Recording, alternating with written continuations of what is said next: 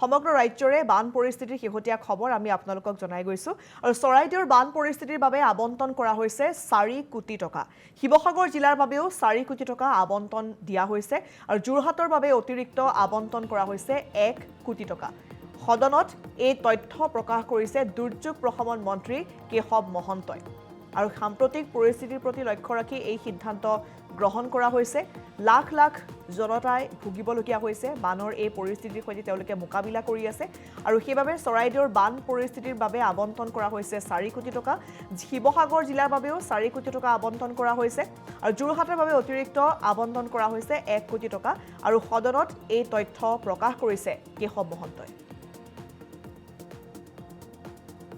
যোৰহাট জিলাত ভূস্খলন 66 লাখ আছিল তাৰ আজি দুদিন আগত আমি তাত থাকোঁতে আৰু 1 কোটি টকা অতিৰিক্তভাৱে মোকলাই দিয়া হৈছে শিৱসাগৰ জিলাত 1.9 আছিল তাত আৰু 4 কোটি টকা মোকলাই দিয়া হৈছে চৰাইদেউ জিলাত ভূস্খলন 56 লাখ এডভান্স আছিল এতিয়া আমি আৰু 4 কোটি টকা তাত অতি সোনকালে মানে ইতিমধ্যে তেখেতসকলে পাইছে আমি মোকলাই দিছোঁ ইয়াৰ উপৰিও যি আমাৰ চাউলৰ এলটমেণ্ট FCIত আমি সেই চাউলৰ এলটমেণ্ট নৰ্মেলি আগত যিমান দিয়া আছিল এতিয়া 1000 মেট্ৰিক টন দিয়া হৈছে আৰু এতিয়া অতিৰিক্তভাৱে আৰু চাউলৰ এলটমেণ্ট বঢ়াই দিবলৈ যোৱাকালি আমি সিদ্ধান্ত লৈছোঁ আজি সেই মানে সেইখিনি পোৱা হ'ব তাৰ উপৰিও মাননীয় মুখ্যমন্ত্ৰী ডাঙৰীয়াই এটা বিশেষ ইনিচিয়েটিভ লৈ তেখেতসকলৰ ৰিলিফৰ কাৰণে আমি গুৱাহাটীত এতিয়া পেকিং কৰি আছোঁ ডিব্ৰুগড়ত পেকিং কৰি আছে তিনিচুকীয়াত পেকিং কৰি আছে যাতে পোনপটীয়াভাৱে লৈ গৈ তাত এইখিনি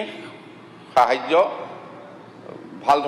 ভাল ধৰণে দিব পৰা যায় আৰু বিষয়াসকলো তাত অতিৰিক্তভাৱে নিয়োজিত কৰিছে মন্ত্ৰীও তাত আমাৰ চৰাইদেউত সুশান্ত বৰগোহাঁই বিমল বৰা আছে শিৱসাগৰত যোৰহাটত অজন্তা নায়ক ডাঙৰীয়ানী এনেকৈ সকলোখিনি দায়িত্ব দিছে আৰু বাকী মন্ত্ৰীসকলকো বিভাগৰ কামখিনি চোৱা চিতাৰ কাৰণে যাবলৈ মুখ্যমন্ত্ৰী ডাঙৰীয়াই ইতিমধ্যে নিৰ্দেশ দিছে যোৰহাট জিলাত ভূস্খলন 66 লাখ আছিল তাৰ আজি দুদিন আগত আমি তাত থাকোঁতে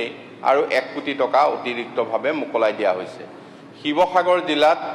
1.9 আছিল তাত আৰু 4 কোটি টকা মোকলাই দিয়া হৈছে চৰাইদেউ জিলাত ভূস্খলন 56 লাখ এডভান্স